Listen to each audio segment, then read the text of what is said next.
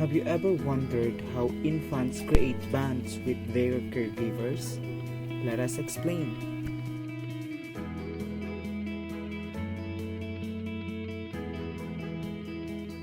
It was first formulated by John Bowlby in the 1950s. It was after his colleague and he observed children of war were separated from their parents. He used to observe the monkeys and later on found that infant monkeys and mother were stressed when they are separated. He later found out that it has the same effect to the human child and their caregivers, which is why he got very interested to further explore what is the connection of the attachment to the development of an infant. Before we started attachment theory, I would like to introduce that raising a child is not easy. It requires patience, time, and effort. The parent of the child feels challenged. I'm sure you have heard that children that are age 1 to 3 years old are difficult to handle. Being patient and making an effort might result in secure attachment between a primary caregiver and their child. So to start off, what is attachment theory? Attachment theory focuses on long-term relationship and bonds between people, including those between a parent and child and between romantic partners. It is a psychological explanation for the emotional bonds and relationship between people. This theory suggests that people are born with a need to forge bonds with caregivers as children. These early bonds may continue to have an influence on attachments throughout life. So attachment is an emotional bond with another person. Bowlby believed that the earliest bonds formed by children with their caregivers have a tremendous impact that continues throughout life. He suggested that attachment also serves to keep the infant close to the mother, thus improving the child's chances of survival.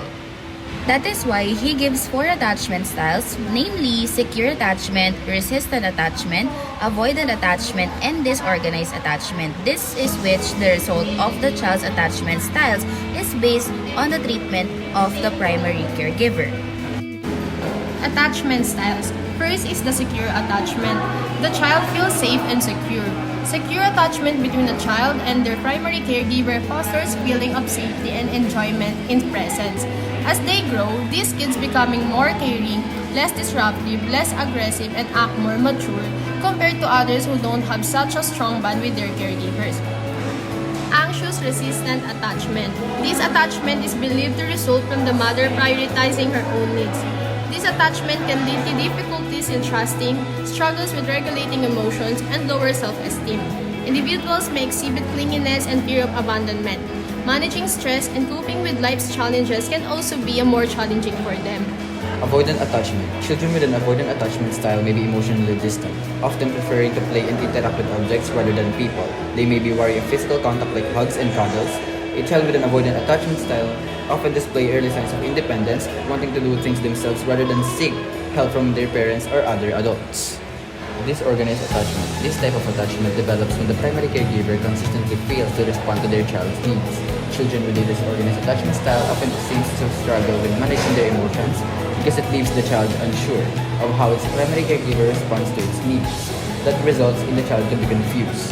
Now let me give you some tips for developing a secure attachment style. First, make yourself available to your child. Second, creating positive interactions with your child.